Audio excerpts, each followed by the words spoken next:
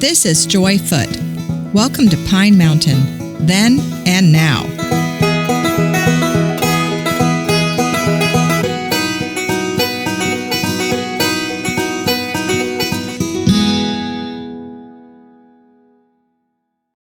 You know, it hit me recently.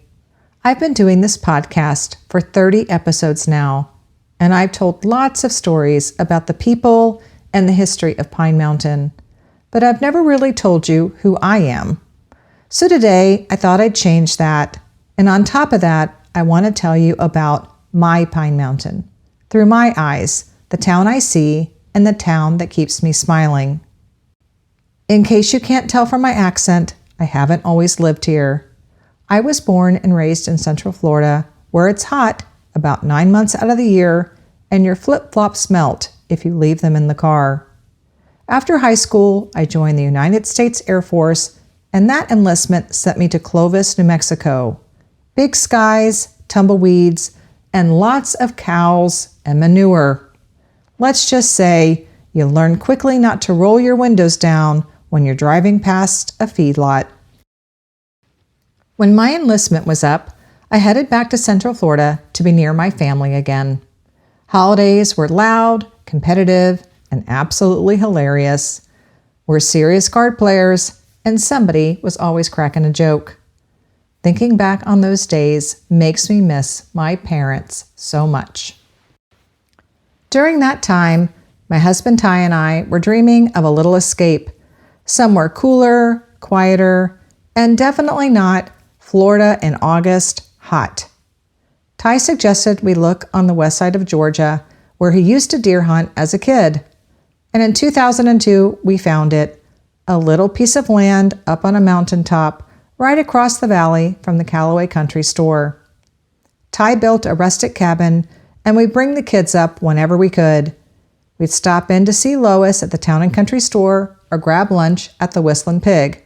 And every single time I'd hope, one day, this will be home.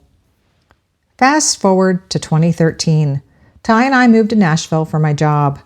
The city may be famous for its music, but what I loved most was that the talent wasn't just downtown. It was everywhere. Every little restaurant or bar had a songwriter on a tiny stage playing to a cozy crowd. But no matter how much we enjoyed Nashville, we kept coming back to Pine Mountain because it always felt like home to me. And when we finally retired, it was. People sometimes ask me, why do you love Pine Mountain so much? And while it would be easy to mention FDR State Park, the Man o' War Trail, or Callaway Gardens, I tell them it's the people. But it's also the quirks, the small town rhythm, the things that make you grin every time you drive through town. I love that when you walk into a restaurant or shop downtown, you always run into someone you know, and probably 10 more you didn't expect. There are a lot of how's your mama conversations happening over sandwiches and burgers. It's basically social hour disguised as lunch. I love that we only have 3 traffic lights. You can get anywhere you need to go in about 5 minutes, 10 if you get stuck behind a tractor. And if you've never been to our annual drive-through collard green picking, well, that's a sight to see.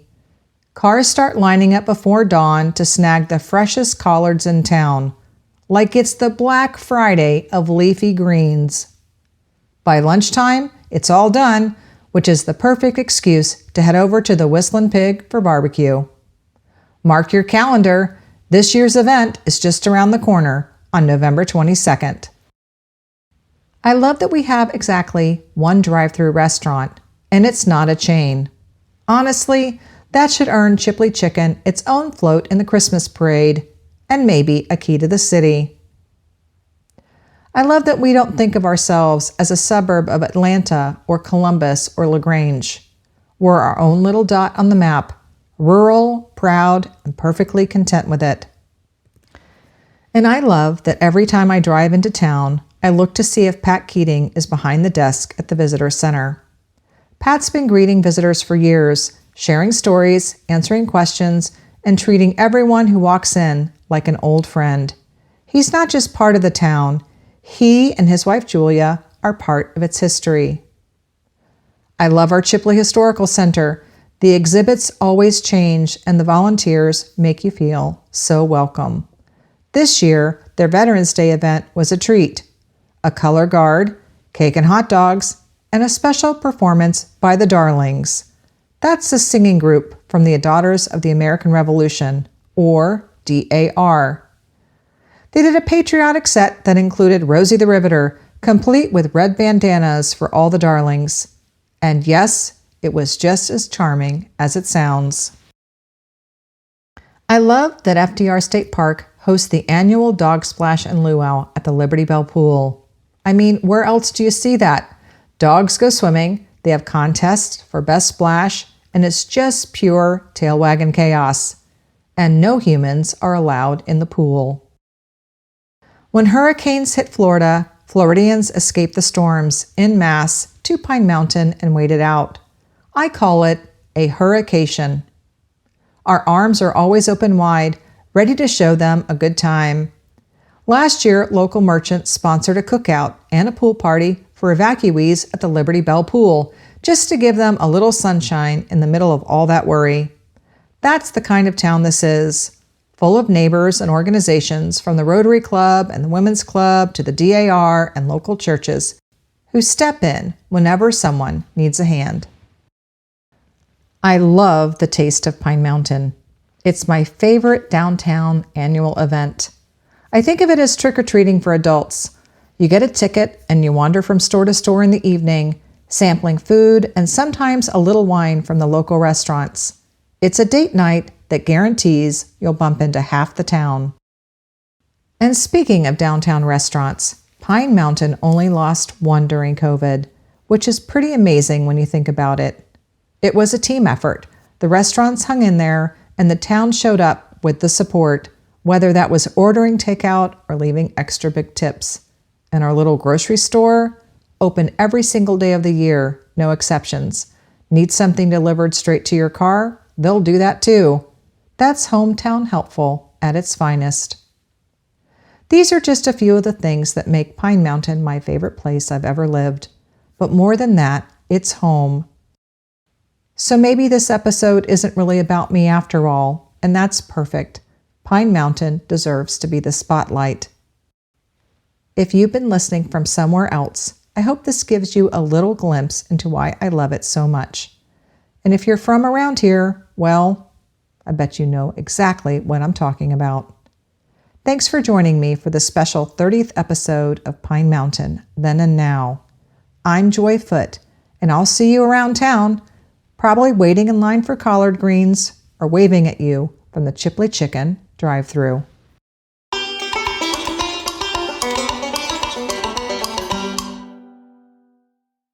This episode is brought to you by Whisk, the quaint little kitchen shop in downtown Pine Mountain.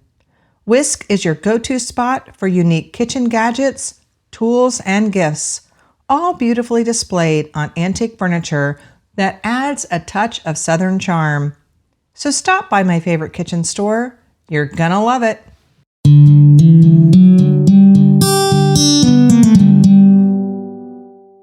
The Pine Mountain Christmas Parade and Festival is Saturday, December 6th from 10:30 a.m. to 2 p.m., with the parade stepping off at 11. During the parade, keep your eyes on the sky. The Falcon RV Squadron will be doing a flyover, and rumor has it Santa will be making an appearance too. And the fun doesn't stop there. Stick around for the Pet Parade at noon on Broad Street, plus children's activities, a live nativity scene, and plenty of festive cheer. Hope to see you there. The beautiful art and music for the show were created by Silly Bug Studios. Thanks for listening, and I hope to see you around town.